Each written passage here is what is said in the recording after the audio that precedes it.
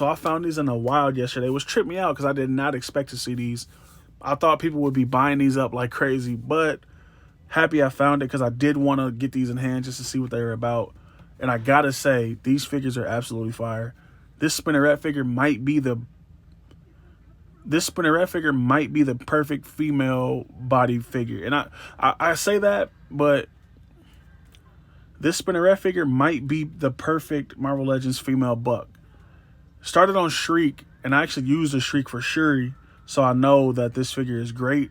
It's only missing one thing I think will make it like the perfect figure. But honestly, even like this, it's a really good figure. Double jointed elbows, double jointed knees. It's pinless. It's sick. I usually don't like pinless because I always get a loose joint, but I don't have an issue with Spider-Man or Spinneret having joints. The joints are tight. Everything's good. These figures are fire. The packaging, the windowless packaging, it makes me nervous. This is the second time I've seen it in person, and it makes me nervous. Like every time I get it, I feel like I'm not going to get what I'm paying for.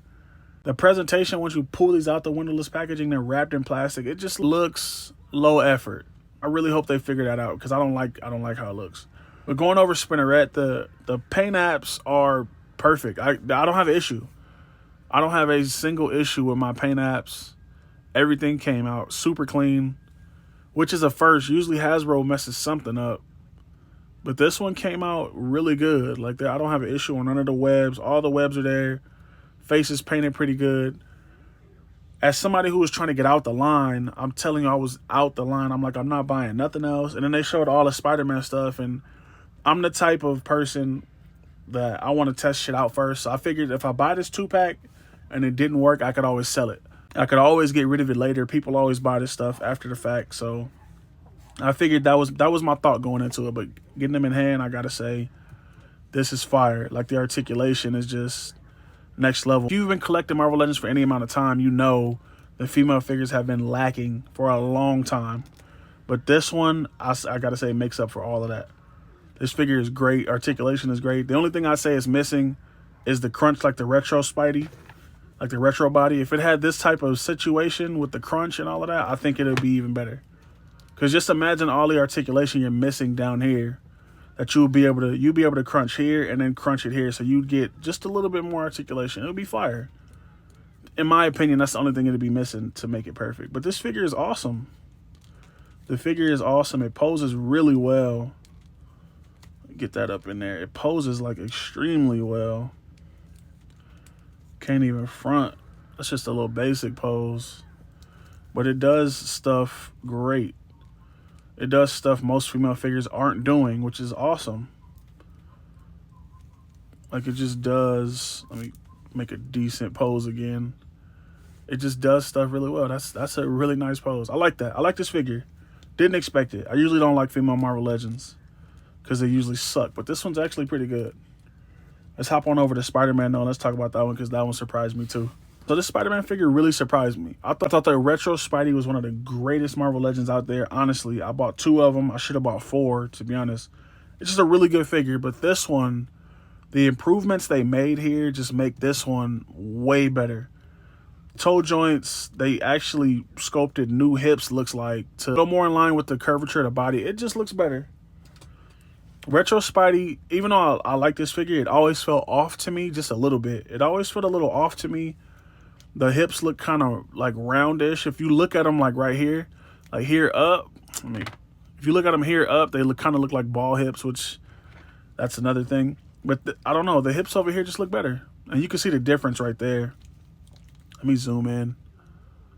These are more curved and they look better in line with the thighs. These ones are not bad, but you see they're off. The sculpt is off and all kind of stuff. That goes back to me feeling like retro Spidey always was a little bit off to me. It just feels like a pizza Spidey, and I don't know if that's the paint job or what. The articulation is great though, but it was missing a few things which they corrected on this one.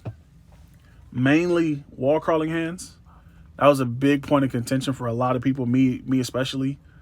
I feel like every Spider-Man figure should have basic things: wall crawling hands, butterfly joints.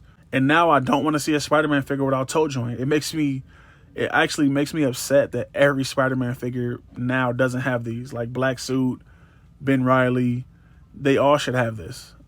I would actually not even be pressed if they remade them with this in another 2-pack. I wouldn't even be mad. I would buy them again. This figure is great. Figure is great. Articulation is great. I love it.